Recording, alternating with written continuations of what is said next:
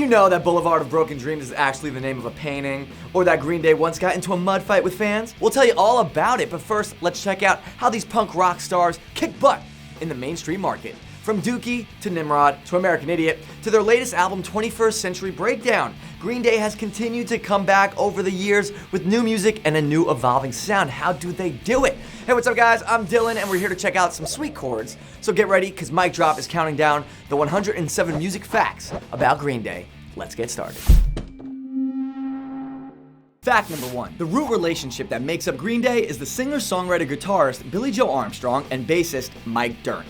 They were childhood friends that grew up together in Northern California. Fact number 2. Billie Joe was born on February 17, 1972 in Oakland, California. Fact number 3. He and his 5 siblings were moved to Rodeo, a working class town outside of Berkeley shortly after. He is the youngest in his family. Fact number 4. His musical talents were recognizable at an early age of 5. With the help of a local record shop owner, little Billie Joe recorded the song Look for Love in 1977. Fact number 5. James, the shop owner, struck a deal with Billie Joe's mom. If she would let the boy record for his Fiat Records, he would give Billie Joe and his siblings free music lessons, and just like that, his music career was off and running. Fact number 6. Billie Joe got his first guitar from his father, Andrew. Unfortunately, Andrew was not around long enough to see his son master the instrument. He lost a battle with cancer when Billie Joe was just 10 years old. Fact number 7. Green Day's song Wake Me Up When September Ends from the American Idiot album is about the loss of his father. The song also doubles as a track for those who lost their family members during the 9/11 attacks. Fact number 8. Shortly after losing his father,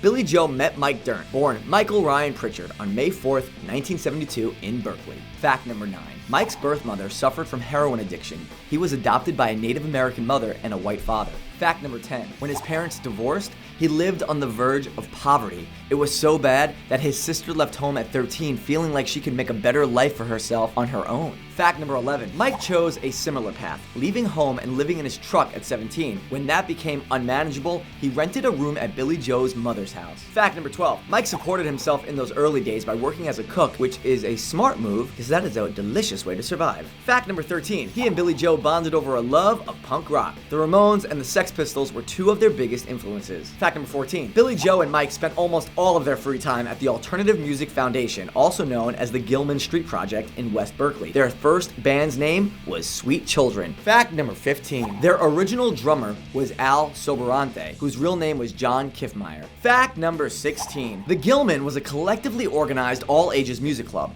It was home for many up-and-coming Northern California alternative rock bands that hit it big in the 90s. Some of the bands that paid their dues at the Gilman Street Project were Operation Ivy, AFI, and The Offspring. Fact number 17. This notorious venue had a strict ethical code. There was no toleration policy for racism, misogyny, or homophobia. Fact number 18. Another stipulation at the venue was that no band signed to a major label could take the stage. Gilman was strictly for new artists. However, that provision was lifted in 2015 to celebrate Green Day's induction into the Rock and Roll Hall of Fame. The band was welcomed home to play a secret benefit show in celebration of their award. Fact number 19. It wasn't long until Billie Joe and Mike moved to Oakland. Their shabby tenement was the inspiration for Green Day's Welcome to Paradise. Fact number 20. Around this time, Sweet Children changed its name to Green Day. Now, there's different theories about the name's origin. One is that the name is a slang term in the Bay Area for a day smoking weed. Sounds logical. Another popular theory is that the band members got stoned one day and watched Sesame Street. A character said the phrase Green Day,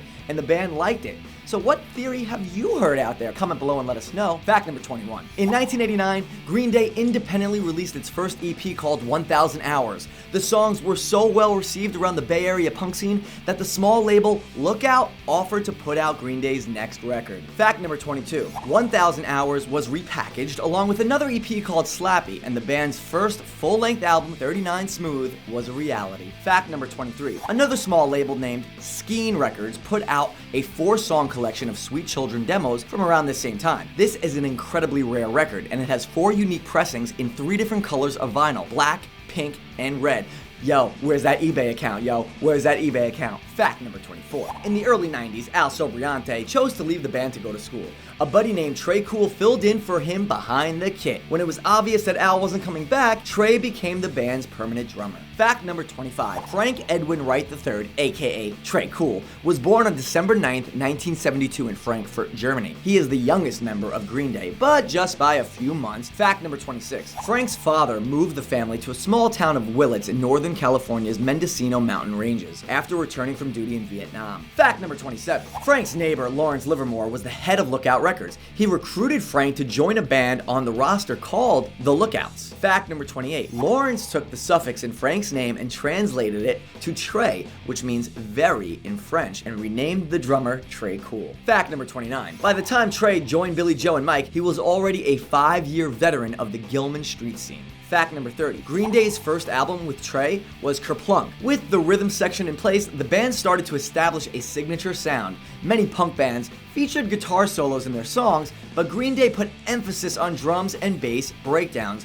This rhythmic-centric focus is most seen on the band's classic song, Longview. Fact number 31. Kerplunk is probably most remembered for giving us the original version of Welcome to Paradise, which was re-recorded for Green Day's breakout 1994 album, Dookie. Fact number 32. Kerplunk also featured the overlooked punk pop classic, 2,000 Light Years Away. The song chronicles Billie Joe's painful time away from his girlfriend while on tour. Fact number 33. Green Day even experimented with country music on the record with Tre Cool written song, Dominated Love Slave. Fact number 34. Green Day also took some time out to pay tribute to the Gilman Street Project. Billie Joe, Mike, and Tre contributed 3 songs to the Gilman Street Block Party compilation, alongside Operation Ivy, Rancid, Neurosis, Isocracy, and Crimp Shrine. The album was dedicated to the scenes, bands, and volunteers that kept the collective up and running. All proceeds from the album went to the East Bay Armed Response. Fact number 35. Green Day's 3 songs on the compilation were all covers. Lynyrd Skynyrd's Sweet Home Alabama,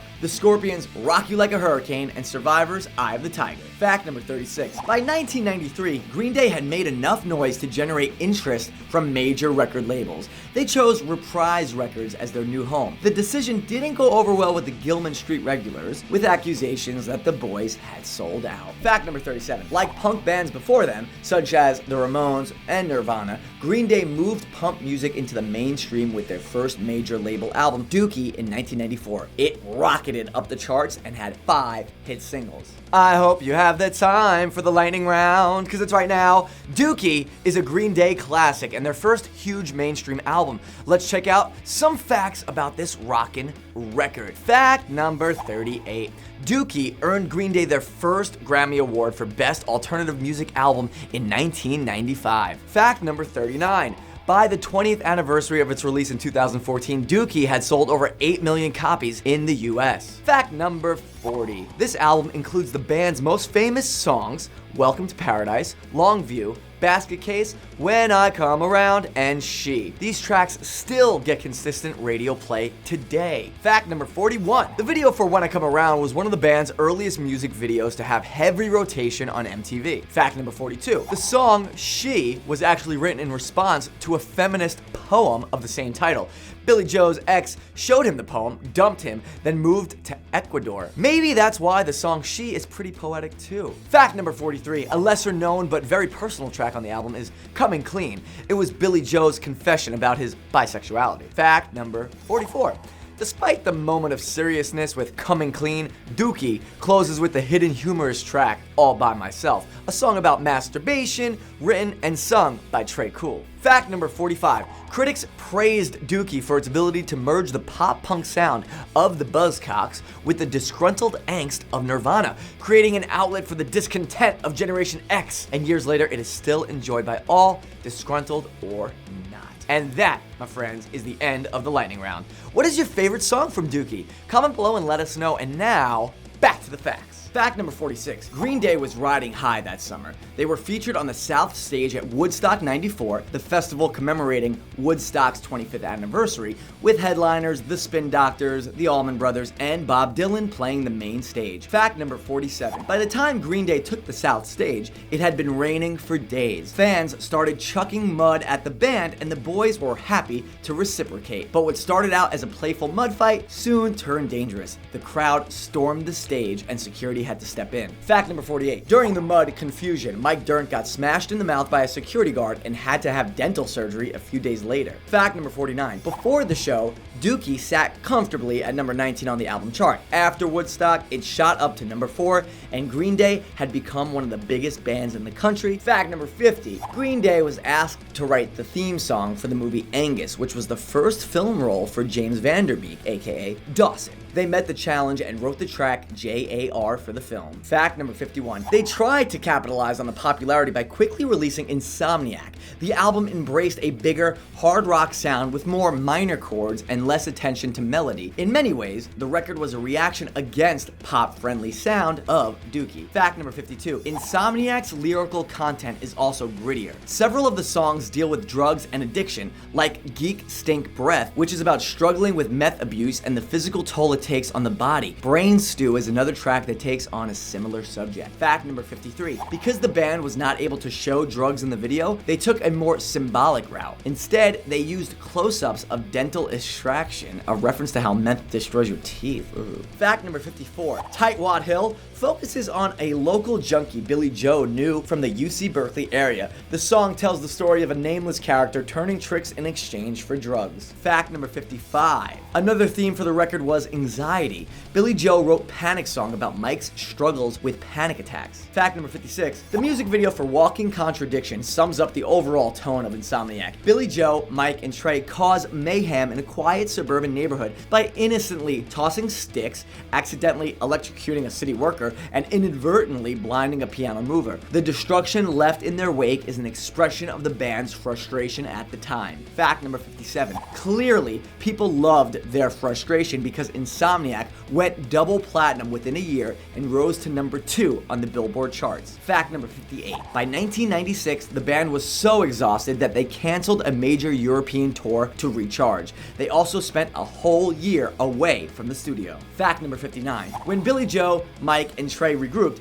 they decided to experiment. They strayed away from the straight pop-punk sound of Dookie and the darker edge of Insomniac and used acoustic guitars, horns, and other unexpected instruments. The incorporation of folk, ska, and surf rock elements was a major evolution for their band. Fact number 60. The song King for a Day features No Doubt's horn section. It tells the story of a boy that starts to cross-dress at a very young age, and he loves it. But the song's deeper conflict wrestles with the definition of gender and traditional ideas of masculinity. Fact number 61. One of Green Day's greatest music videos came from the 5th studio album Nimrod. Nice Guys Finish Last parodied both NFL films and the behavior at punk rock concerts. In the video, the band prepares for a gig like a football team getting ready for a game. The show begins and over-the-top fans begin moshing like crazy. There is even a mock halftime speech to pump up the band. Fact number 62. Nice Guys Finish Last was connected to football again through its inclusion on the Varsity Blues movie soundtrack. The film starred James Van Der Beek, again, who at the time had become popular from his starring role on Dawson's Creek. Fact number 63. Nimrod's most iconic song was Good Riddance, Time of Your Life. It signaled a new direction for Green Day since it was an acoustic ballad. Its introspective lyrics made it ideal for that final dance at proms and a graduation anthem. 64. Time of Your Life was also featured in one of the final episodes of NBC's Seinfeld. Fact number 65. When a song blasts onto the pop culture scene, it becomes ripe for parody. On FunnyOrDie.com, you can find the spoof made by Jake Dewar called Time with Your Wife. Fact number 66. Nimrod was a turning point in Green Day's career, but within just 1 year, the music trend had shifted. In 1999, boy bands, female pop singers, and rap metal bands took over.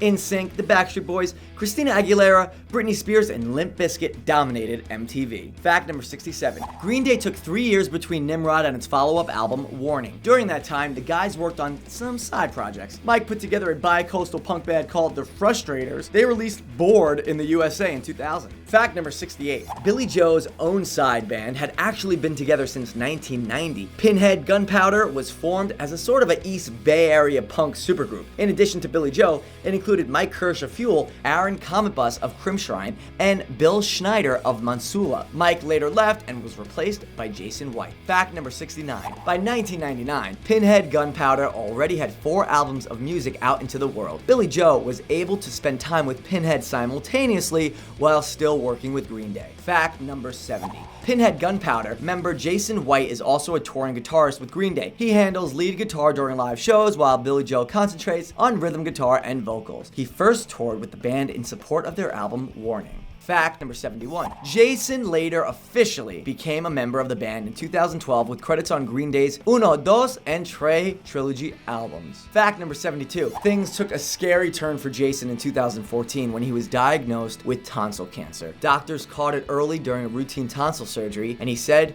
he would most likely make a full recovery with consistent treatment. Fact number 73. Warning was a very mainstream record compared to other Green Day albums. They turned more toward acoustic folk-style guitars and introspective lyrics. They were inspired by Bruce Springsteen's album The River and Bob Dylan's record Bringing It All Back Home. Fact number 74. The band took even more control over Warning than any other record up to that point. They self-produced the entire album and explored different sounds. Fact number 75. Warning's most notable song and video was Minority. The song was about sticking to your guns and championing your individuality, and it spent 5 weeks on top of Billboard's modern rock charts. Fact number 76. Minority introduced political themes that would dominate later Green Day records. It references the Moral Majority, a fundamentalist Christian organization founded in 1979 by evangelical preacher Jerry Falwell. The Moral Majority advocated for what is called traditional American values and had major political influence in the fight against abortion, LGBT rights, and feminism, and other rising topics. Fact number 77. During this time, Green Day's influence was starting to show in the music of the next generation of bands. Similar pop punkers like Blink-182, Saves the Day, Sum 41, and Newfound Glory all emerged around the turn of the millennium. Fact number 78. Reprise Records thought it was the perfect time to cash in on Green Day's back catalog. 2 compilations of older music were released within the first couple of years after the millennium. International Super Hits repackaged the band's biggest tracks, while Shenanigans collected B-sides and rarities. Fact number 79. Between 2000 and 2004, Green Day was relatively quiet. They supported their 2 compilations, but nothing much was heard otherwise. Then, in 2003, rumors began circulating about Green Day's involvement with a new band called The Network. The new wave band released their full-length album that year called Money Money 2020 under Billie Joe's Adeline Records. Fact number 80. The Network members were rumored to actually include the guys of Green Day themselves and Jason White, but they always wore masks and nothing was ever confirmed. It was supposedly Green Day's alter ego, but the guys publicly denied that claim. What do you think? Fact number 81. The Network was made up of different characters, each with their own story. Fink, the band's leader, was a nuclear scientist working at MIT. Van Gogh was a mentally unstable Belgian immigrant that worked in a slaughterhouse. The Snoo was a Texas felon and former Argentinian pro wrestler. Captain Underpants was a Swedish Olympian who was fluent in 7 languages. Z is a sculptor from Iceland and plays keyboards. And Balducci loves cheap, rickety transportation and was missing for a while when NASA allegedly was going to use him for space travel. They all wore masks to conceal their true identities. Fact number 82. Billie Joe, Mike, and Tre returned as Green Day with American Idiot in 2004. The concept album about a street punk named Saint Jimmy became yet another smash hit for them. It reached number 1 in 19 countries, made the charts in 27 countries, and sold over 15 million copies. Fact number 83. The album falls into rock opera territory, meaning that one central story takes place throughout the whole record and progresses with each song. This kind of record put them in the company with The Who, The Beatles, The Kinks, David Bowie, and Pink Floyd. Not bad company. Fact number 84. American Idiot is an album about struggling to grow up in a post-9/11 world. Billie Joe also said that the idea for the album came to him after wondering what it would be like if the US had 3 major political parties instead of 2. He wanted to challenge the status quo that made many citizens feel like they really had no choice when selecting their leaders. Fact number 85. Reports circulated that the idiot he was referring to was President George W. Bush. But Billie Joe told Spin magazine that he was really talking about leadership in general. The band was angry like a lot of Americans, and Bush just happened to be the most visible target of those feelings at the time. Fact number 86, as a way to cope with the heavy subject matter, the guys spent long nights in the studio unwinding. They stayed up all night drinking and prank called people so they could rebroadcast it on their own pirate radio station.